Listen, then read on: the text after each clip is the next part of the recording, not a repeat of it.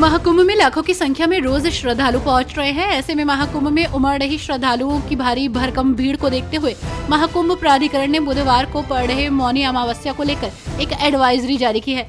Advisory में साफ तौर पर कहा गया है कि श्रद्धालु संगम घाट तक पहुंचने के लिए निर्धारित लेन का इस्तेमाल करें। इसी तरह वापसी वाली लेन से ही बाहर निकले, बेवजह अधिक देर तक घाटों पर न रुके। दिल्ली विधानसभा चुनाव को लेकर भाजपा एक्टिव मोड में नजर आ रही है। ऐसे में उत्तर प्रदेश के मुख्यमंत्री योगी आदित्यनाथ ने कहा कि इंडोनेशिया, जो दुनिया का सबसे बड़ा मुस्लिम देश है, वहां के राष्ट्रपति अपने भारतीय डीएनए पर गर्व करते हैं। उनका नाम भी संस्कृत से प्रेरित है। उन्होंने कहा कि इंडोनेशिया में राम को पूर्वज माना जाता है, गरुड़ उनकी राष्ट्रीय एयरलाइंस है, गणपति उनकी मुद्रा पर है और रामलीला उनका राष्ट्रीय त्योहार है।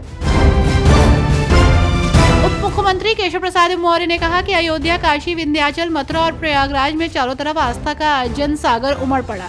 ये दृश्य देखकर समाजवादी पार्टी और कांग्रेस को बर्दाश्त नहीं हो रहा है। ऐसे में आस्था को चोट पहुंचाने वाले बयान दिए जा रहे हैं। इन्हें नहीं पता कि आस्था का अनादर करेंगे तो इतिहास के पन्ने में दर्ज हो जाएंगे। ताजनगरी आगरा में शाहजहां के उर्स के तीसरे दिन चढ़ाई गई 1640 मीटर लंबी चादर। खुद्दाम ए रोजा कमेटी की चादर ताजगंज के हनुमान मंदिर से शुरू होकर ताजमहल पहुंची। उर्स में सुबह से अब तक करीब 18 चादर चढ़ाई जा चुकी हैं।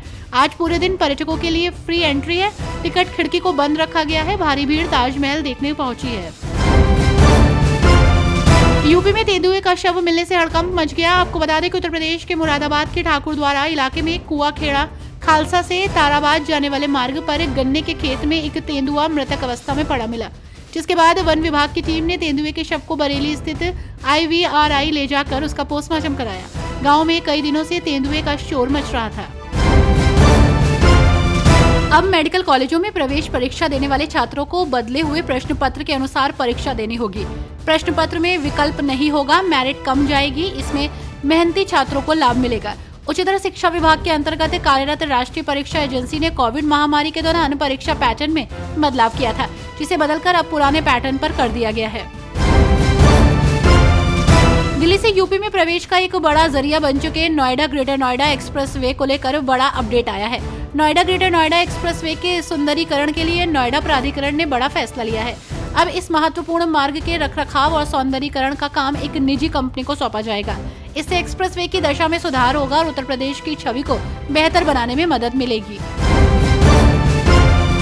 गणतंत्र दिवस परेड पर नई दिल्ली के कर्तव्य पथ पर निकली यूपी की झांसी इस बार महाकुंभ पर आधारित थी।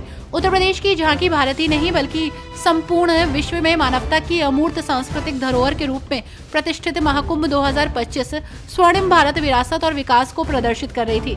ये झांकी प्रयागराज में हो रहे महाकुंभ के दिव्य स्वरूप को दर्शा रही थी। मिल्कीपुर उपचुनाव को लेकर भाजपा प्रत्याशी के समर्थन में दिग्गज नेताओं ने मोर्चा संभाल लिया। मिल्कीपुर विधानसभा में प्रबुद्ध सम्मेलन का आयोजन किया गया। सम्मेलन में पूर्व उप मुख्यमंत्री और राज्यसभा सांसद दिनेश शर्मा ने विपक्षियों पर जमकर हमला बोला। उन्होंने हिंडनबर्ग कंपनी का उदाहरण देकर कांग्रेस पर निशाना साधा। उन्होंने कहा कि सपा, कांग्रेस और बसपा दल के लोग देश को चौपट करना चाहते हैं।